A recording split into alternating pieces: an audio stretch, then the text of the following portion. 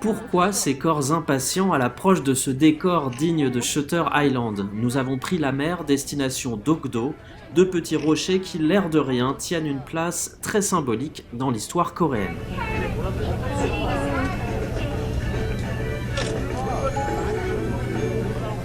Salut, nous sommes de retour à Paris, mais nous n'en avons pas encore terminé avec la Corée. Merci à toutes et à tous de nous suivre, les yeux rivés sur votre écran, peut-être masqués dans les transports ou à visage découvert, bien posé sur vos toilettes.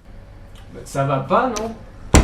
Que vous soyez sud-coréen ou étranger, les trois endroits que vous êtes le plus susceptible de visiter sont Séoul, évidemment, capitale et mégalopole où vit la moitié de la population, Busan, la deuxième ville du pays, cité portuaire où la mentalité et l'accent rayonnent, un peu le Marseille local, et l'île touristique de Jeju, destination star en Corée et en Asie.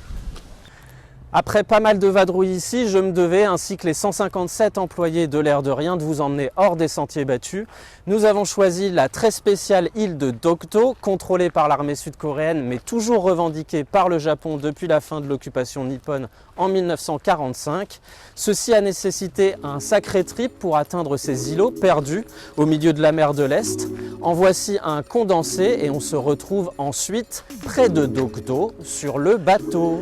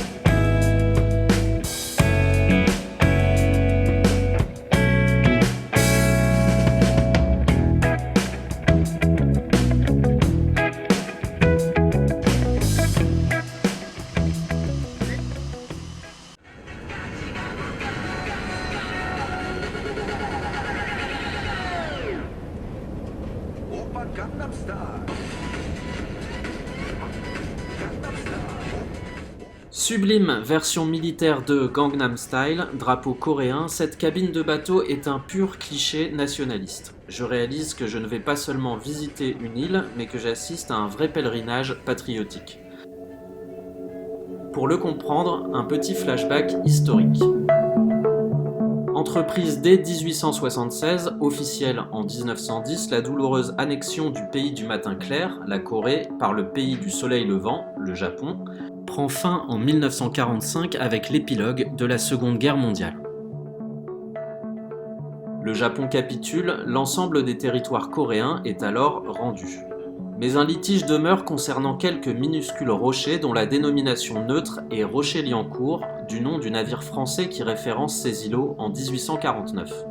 Pour les Coréens, c'est Dokdo, pour les Japonais, c'est Takeshima. Situés à équidistance de l'archipel japonais et de la péninsule coréenne, ces îlots ont une importance stratégique au niveau militaire, énergétique avec la richesse potentielle des fonds marins et également économique avec l'abondance de poissons. Mais leur propriété a surtout une valeur symbolique. Face au Japon qui peine un peu, voire beaucoup, à reconnaître son passé colonial, tout ce qui est lié à l'occupation exacerbe régulièrement le sentiment patriotique coréen. Si les arguments coréens pour prouver l'antériorité de leur influence sur l'île sont solides, les Japonais les contredisent, un flou perdure et anime les tensions. Dokdo est donc devenu un territoire sacré. C'est d'ailleurs dans le métro de Séoul où des vidéos sont diffusées, des plans installés, que cette histoire m'a intrigué et que j'ai décidé de m'y rendre. Quoi qu'il en soit, depuis 1954, un contingent militaire coréen occupe ce petit territoire. Comme le clame cette délicieuse chanson, Dokdo est à nous.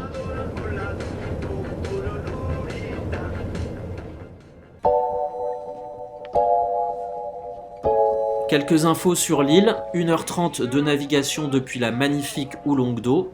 Une fois débarqué, 40 minutes maximum autorisées. Pas très long, mais bien assez sous cette pluie, et c'est pas très grand Dokdo.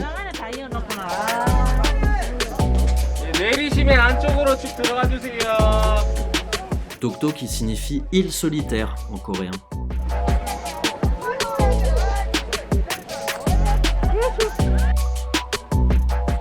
« 90 îlots ou récifs dont 2 rochers principaux, le plus haut culmine à 170 mètres. En haut, un phare, des stations radars, un héliport, des batteries militaires. En bas, une eau turquoise, un quai et un câble qui permet notamment de transférer les offrandes des visiteurs pour la 50aine de jeunes soldats qui stationnent ici. Plus surprenant, 2 civils habitent également Dokdo, un pêcheur et son épouse, que je n'ai pas rencontrés. En même temps, en ont-ils vraiment envie de me rencontrer ? Que me reste-t-il de Dokdo ?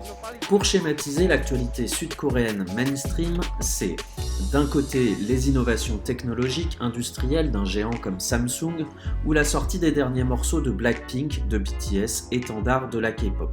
De l'autre, la situation géopolitique, le poids de l'histoire. Un des pays les plus pauvres de la planète dans les années 70 devenu l'une des 10 plus grosses puissances mondiales, le conflit avec le Nord, l'influence américaine, les tensions liées au traumatisme de l'occupation. Ce poids de l'histoire, on le ressent bien fort sur ce bout de terre. Comment la Corée du Sud, dont la population est vieillissante, va conserver son dynamisme, va gérer ce passé, le transformer. Voilà les petites questions que je me pose en quittant Dokdo. Et qu'une alerte m'informe de l'arrivée d'un nouveau Premier ministre au Japon, Yoshihide Suga, à suivre. À plus court terme, mon enjeu, c'est le mal de mer.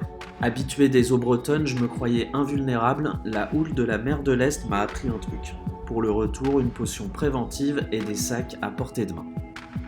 En général, on ne visite Dokdo qu'une seule fois dans sa vie, sûrement pourquoi ces soldats, avant de regagner leur nid, nous offrent ce vibrant salut.